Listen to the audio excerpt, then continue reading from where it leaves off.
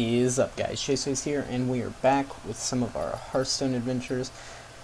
Basically, I think I named the actual series that we're going to be doing whenever we do Hearthstone Arenas. I think I just named it Hearthstone Enter the Arena. So usually to tell if it's going to be between just a normal kind of Hearthstone video and, you know, say if it's a crazy tavern brawl or whatever, or anything, that there should be that little thing in the bottom right of each thumbnail. It's kind of like the arena key look, and it'll have my class in there, and yeah, that'll make things a little bit nicer for us. Looks like we are versing a druid, and we'll see what we can get done here. This is pretty good, this is pretty good.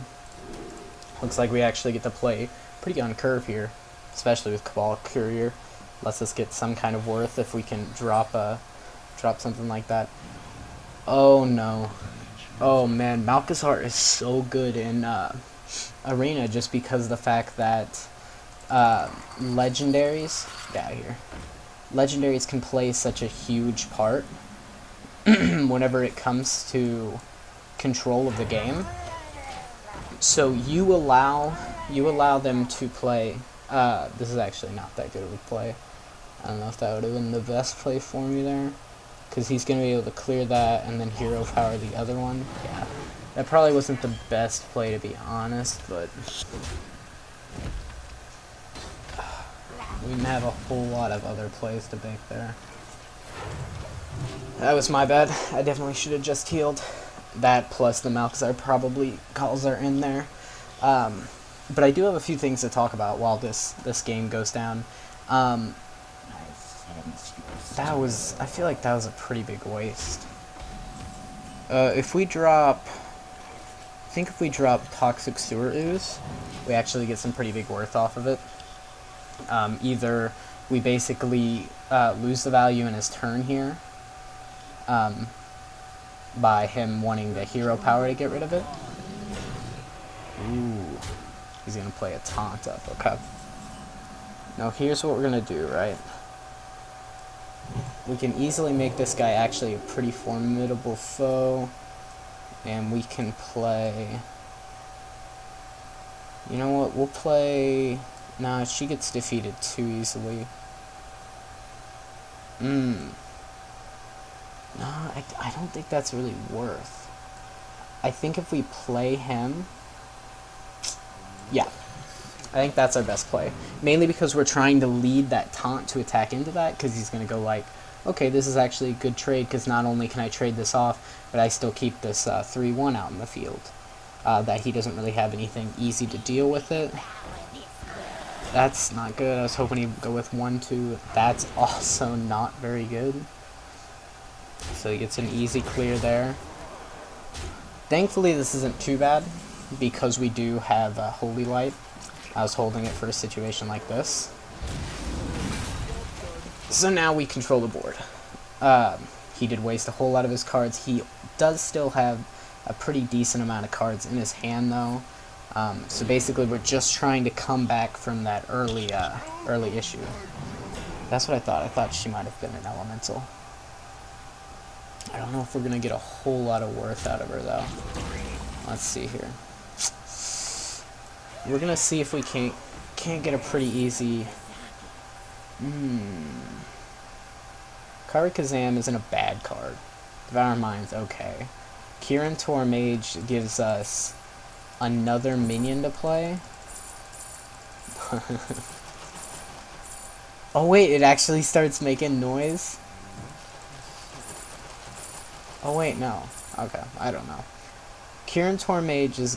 yeah, Kirin Tormage is good because she gives us something to lay out in the board this turn. So I think we're just going to go with that. And it also gives us some board presence. So it makes his trades not too good. And what we honestly need is some board presence. We're under 20 health. Okay, so he's going to play his 5/5/6. He's going to trade that into that. Is he going to trade this into the Tauren Mage? I'm guessing so. It looked like he did anyways. Yeah, okay. So I think this turn what we do is we can Death and Tolver. Or we can Death and Gentle Megasaur. I think we Tolver here. We don't really need the damage, I don't think. And I think even though wasting Death pretty early, I mean, we do have another one in our deck, I'm pretty sure, from what this is saying. But I think it's a lot better doing that. Jade Behemoth isn't that bad, honestly. I don't know why. He probably had a lot better choices than Jade Behemoth to pick, so I don't know why exactly he went with that. Do we have a Death Rattle minion die this game? I don't think so. So here's what we're gonna do. We can Iron Forge Rifleman. I think that's probably the better play. So here's what we're gonna do. We're gonna Iron Forge Rifleman, clear that, and play Lyra. I think we just play Lyra basically to try to soak up some damage, because we know he's gonna want to try to clear Lyra pretty easily. Yeah, and he's basically just gonna do whatever he can to do so. I don't think we really need Lyra to hold control of the board, because we are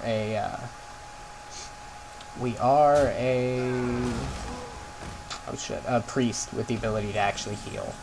So this is actually a pretty good card to have drawn. So I think what we do is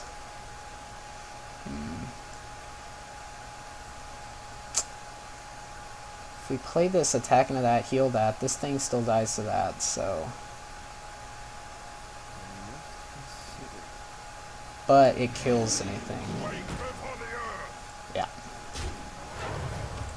The reason I did that play over the other play is because if we were to just leave him alone and let them attack, here's what would have happened probably.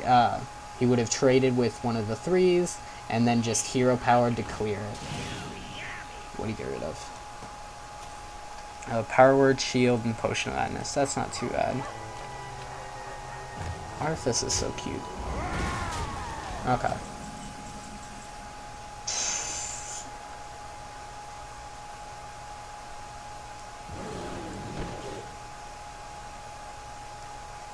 I don't think there's a whole lot of 10 mana guys who curve this, but I know a lot of 8 mana guys. Gruul is definitely one of them. Gruul gives you some of that heavy control on the board. The reason I think I push so heavily for us to do 8 mana, not only does it give us 1/3 over. Do you have a way to kill this? Death Coil. Does waste a really big amount of removal. Please. You know what? That's actually not that bad. We give her +2. At most, we'll only get 1 spell. Or we will get Bone Mare. And we will just smack face with that. And have really strong board control. This is why Bone Mare is just almost unbeatable out of like any other card you can find in the arena. You you play it and you get immediate worth off of it. Okay, so the issue at hand here is no longer at hand here. We can play this guy and we'll get our dragon. We can play this guy, even though it would be sort of a misplay at this point. So he would only be like a 3/4. So I think what we do is we just play this guy to get our dragon, clear him, heal up, and then because of this this taunt guy in the way, our little tar creeper, I believe is what they're called, yeah, means that if he tries to trade this and this, not only will this not die to just this, he'll have to hero power it as well to get rid of this. He won't be able to just run right into that. I wonder what he's thinking through. I guess he probably has Ultimate Infestation, maybe. And maybe he's trying to figure out who exactly he wants to cast it on. Me would definitely be the wrong answer. The best answer would probably be Tar Creeper, trade into this, But I guess he doesn't have it, or he does have it, and I don't know what he's playing around here.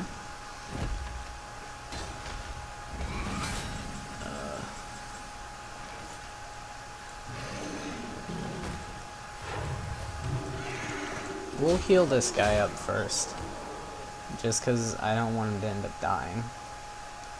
And 13 health is okay. I can't think of an arena druid who's going to pump out 13 points of damage in one turn.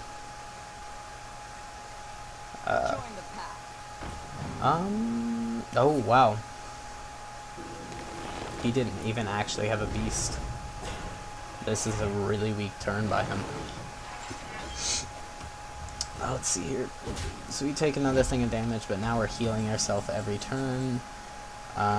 Basically playing you and Daring Reporter, healing face, clearing. Doing that puts us in an opportunity to win pretty heavily. With Daring Reporter being able to basically continuously buff herself, this makes it a very, very hard game for this guy to win. Oh, is that what he had? I guess he was considering whether to Alexstrasza my face or not and heal me. I don't know why he didn't though. 4, that's 10, 14. We don't die to Alexstrasza, but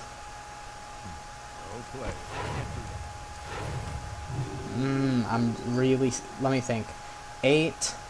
At most a druid has 5 damage with Vestation, so you know what? We'll set up for a win next turn. That's fine enough for me. I mean, I don't think there's anything he can draw that sets him up with a win. Yeah. I'll play. Yeah. So he's just gonna run face into this Bone Drake. Nice. Okay. That's another good win for us, boys. One thing I do want to ask you guys is, do you think, like, if I could find, I know I found them before, but if I found, like, an hour or two, maybe 3, you know, 5 hours, doesn't really matter, of just kind of, like nice-ish kind of mixed techno-y music or dubstep to, like, play in the background of a video? Should I? Because I know there's normally like a fuzzy kind of bit to the video, so I think that might add and make that a little bit nicer, and also get rid of, like, whenever I'm not talking, maybe kind of add a little bit, because I know there's parts where I like to stop and I'm just thinking, and it might just add to the video in its entirety, so that it just doesn't sound so bland. But definitely rather ask you guys. I'm really debating this right here, because the thing is, we get rid of it. You know what? No, I like it. It's a possibility for a 1 mana clear board. If he plays 2 minions, one say on turn 2 and one on turn 3, I can run them into each other if they trade well enough, and then basically get a free trade. He's gonna coin out a 3 mana. What is it? Ooh, that's not bad. This man built makes me not want to play Toxic Suarus, due to the fact that those are going to trade pretty easily. But it's a lot better than just wasting, is it though? What are my other plays? Plays spawn. I think this is actually in this off play. Yes, he has less stats, but he kills either one of them that trades into it. So he honestly, Oh, there's no way. Does that mean he actually got it off? Oh, snap. This is a really good turn, this play. Because now I can go whop, whop.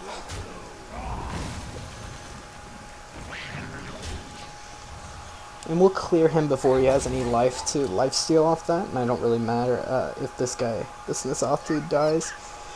Because I can run him into just about anybody and get pretty big worth off of. Now, question is, do we Tomb Lurker? Do we Tomb Lurker just to get the stats? I think what we do is we do this, right? And we do this here. Probably should have done that first, but trade into you. Buff up our boys. And we end the turn with a 5-6 and a 5-5. Even if he Blessings of Kings this, it still dies, and he's wasted an entire turn to clear one of my big minions. And it's a Daring Reporter, so it being buffed enough to survive, what this guy has is going to be really good. Oh, shit. Okay. So I think what we do here, right? Devour could be really good, and we already have board control. Who knows how much longer we will have board control. So we Devour Mine. What does this give me? Okay. I have no idea what this is then. What's really upsetting me though is this fact right here. He went and he buffed all of his guys in his deck +1/+1. Why don't I steal him +1/+1 then? I guess because it doesn't take it, it copies them, so. He did get the whole deck +1/+1. That's going to be very hard for us to be able to play against, though. So we'll see. We'll see if we can't. He's making a lot of smaller guys here. I think what we do... Ooh, that's really good if it can target the one I want.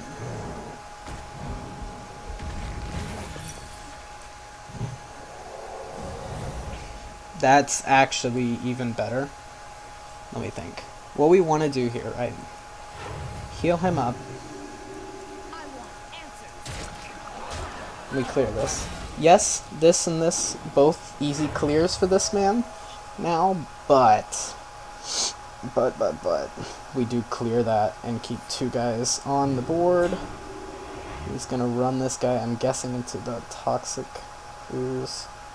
It's his best play. So if he doesn't, that'd be super dumb. Yep. This is a really good card. Because this allows us to play this, heal this up, go into you, and go into you. Necrotic Geist is such a good card though, man. It basically allows you to go from owning the board to owning the board to owning the board. That's not a bad play by him at all. That's not quite as good as it could be though. Let's see. So we're going to do 7 damage.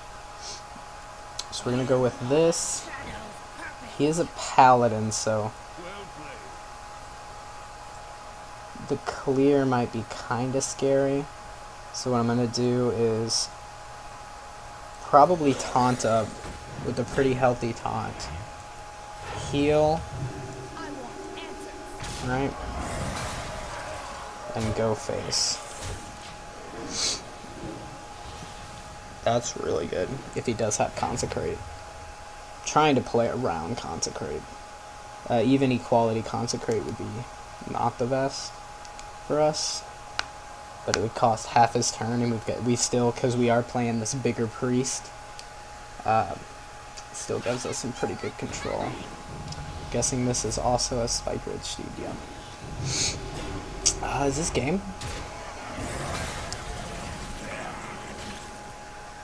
This isn't game, it's extremely close. 5, 5, 12, 5, 6, 2, 3, 1.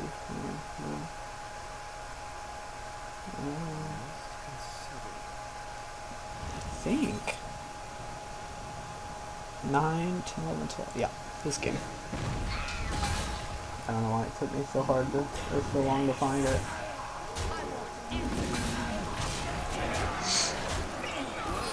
Nice, there we go. We'll pick us up 2 more wins. We'll go 3-1 on our 68-point deck, and we'll go through 1 more game. I know sometimes these games can probably go for quite a while, so I'm probably pushing. I think that last video was just maybe, I don't know, was it 30 minutes long or something like that? Oh well. We've got some pretty high guys here. I do like this, even though the priest isn't the strongest in the arena, he isn't that bad if you can get just enough in the early game to hold you off until he's late game. Because in the late game, being able to heal is so good, because you have these super beefy guys who are basically, you run them into something, heal them up, and now they can run into something else. So normally you would trade off, that guy would be dead, and then you would be 1 minion less on the field. And arena's all about controlling the board, really. You're almost never going to find an arena deck that's gonna straight up kill you by just spells or any of that fancy stuff you'll see in standard. Does he have secrets?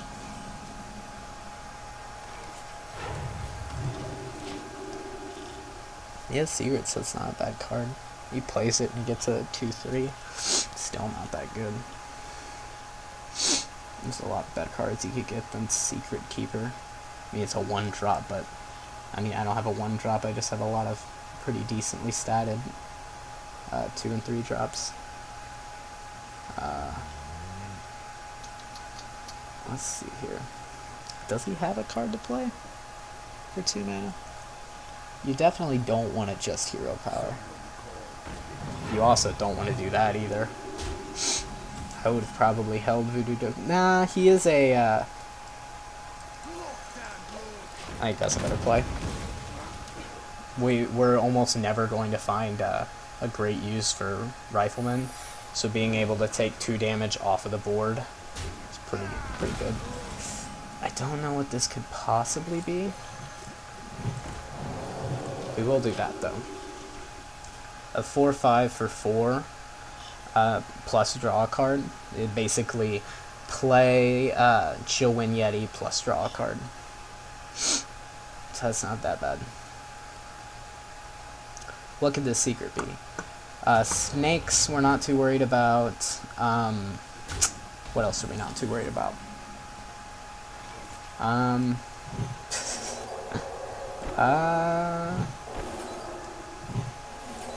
Yeah, I think we do that. Oh, if it... That's not that good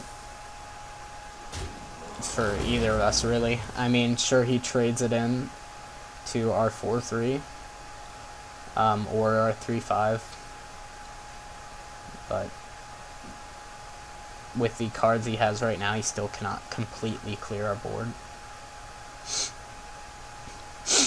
Now, if he holds it, that's even worse for him, because then I get to pick what it trades into.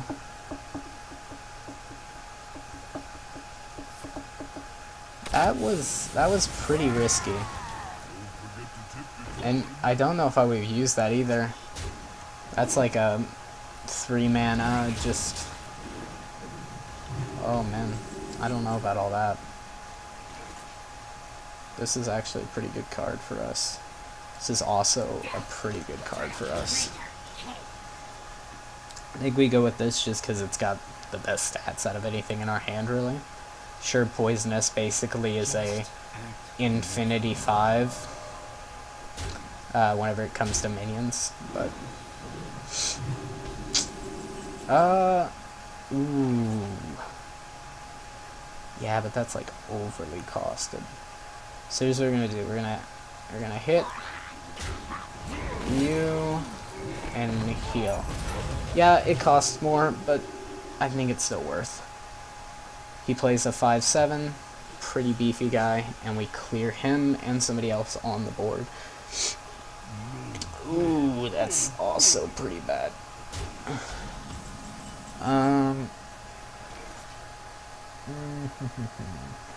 Here's what we're gonna do.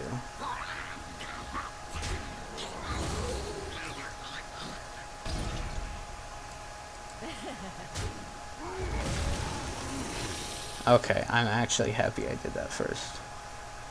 Because here's what I'm gonna do.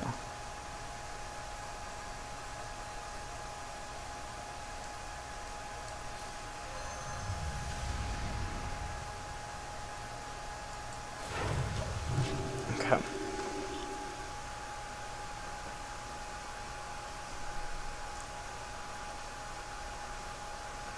I don't know if I played that the best. I played chicken with playing some of my guys because we didn't really have a lot of guys to play.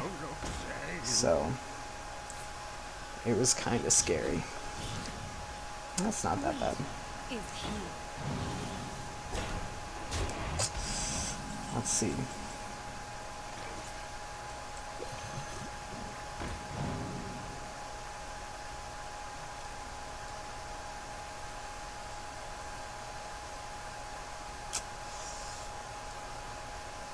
Do we bait him into the fledgling though?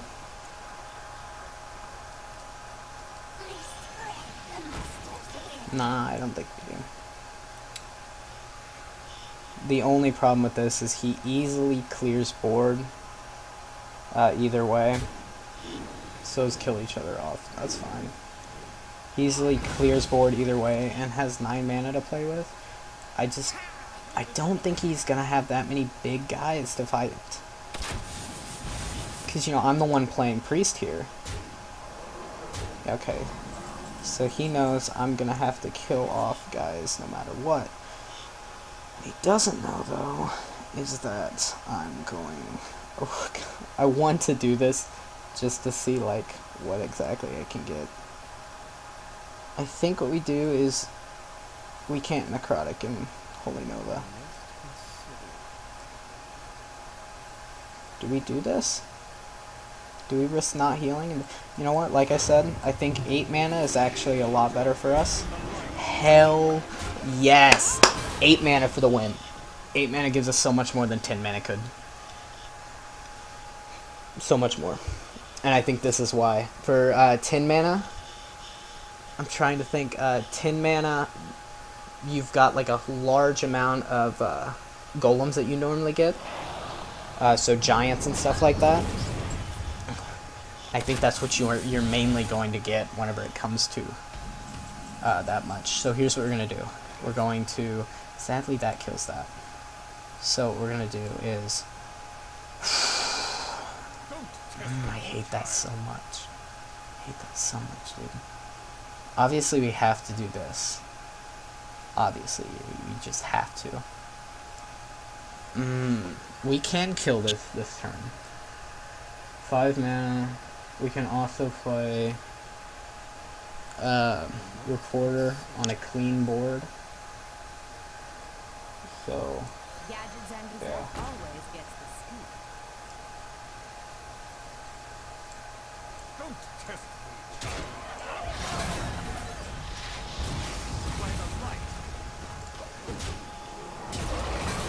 We're at 7. That's scary, but we heal just as much as he deals. Keep that in mind. Normally this would be scary on like a mage or something, because basically you have 4 turns to win.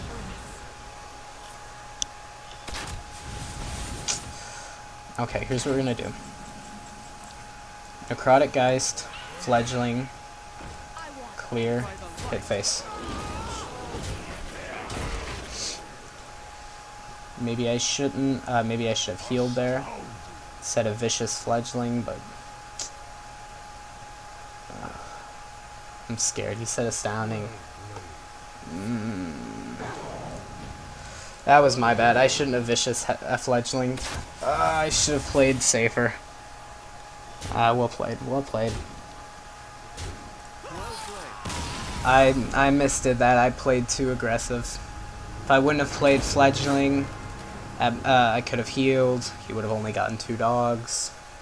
Damn, that one's my bad. Anyways, thank you guys so much for watching. Don't forget to like, comment. Also, comment down about that whole music thing. If you guys think it's a good idea to throw music kind of in the background. It's a little bit more editing, but if it means that you think it's going to look a lot nicer and produce better videos and hopefully draw in more people, that would be great. And another thing, really, for anybody who's watching, it'd be great, and I know we have our beloved viewer who's just basically keeping my hope alive for this whole YouTube career.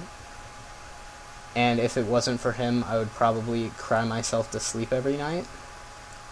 But basically, this is, I guess, only to don't laugh.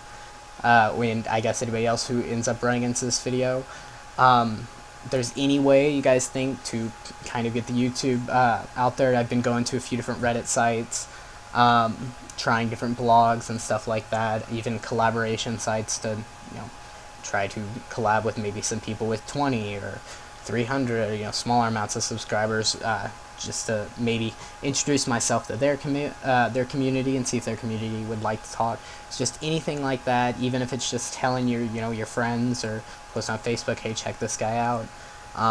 It'd be really helpful. It would mean a whole lot to me. I spent I think I just spent 2 or 3 hours coding after getting out of a 2-hour class of coding. So, I had tons of college work and stuff like that. So it's been so bad because I would come home and I'd sit down and I'd play some League alone or something, because most of my friends are pretty busy as it is at college themselves, and our classes don't exactly line up. So I'll come home and I'll play League alone, and I'll text my girlfriend, I'll be like, I feel like I'm doing nothing, like I've got all my homework done and everything, I'm studying, but whenever I have off time, I'm not having any fun. I'm playing these same games over and over, and it's not like I really want to get into another game, because I want to get into another game and I want to talk to people and play it alongside people. So, not having friends to do that with, YouTube it seems like so great of an option. I've loved making these videos over the past week, and honestly, you can see it in my schoolwork, the fact that I almost feel rejuvenated. And I'm like, you know what, this is fun. Going home, saying, oh, let's look at what this one guy commented. Don't Laugh Alone has made this such, it's made it really cool. And I know it's like, oh, this guy's talking about 1 subscriber. Oh, look at him, YouTube's such a big thing and he's made 11 videos. There's some people where one thing that is said to them turns their life around. I watched one video in my literature class the other day, and it was like, told you know what your bliss is, go after it. The one thing you've always wanted to do, the one thing that makes you happy. And I think it's YouTube. I think it's Twitch, doing stuff and having kind of a community to talk with these games about. I have so much commentary to share about this kind of stuff, but I'm really sorry for kind of cramming this all at the end of probably already a 30-40 minute video. But thank you for whoever's watching. Thank you for watching my videos in general, and I hope you guys have a wonderful day. See you guys.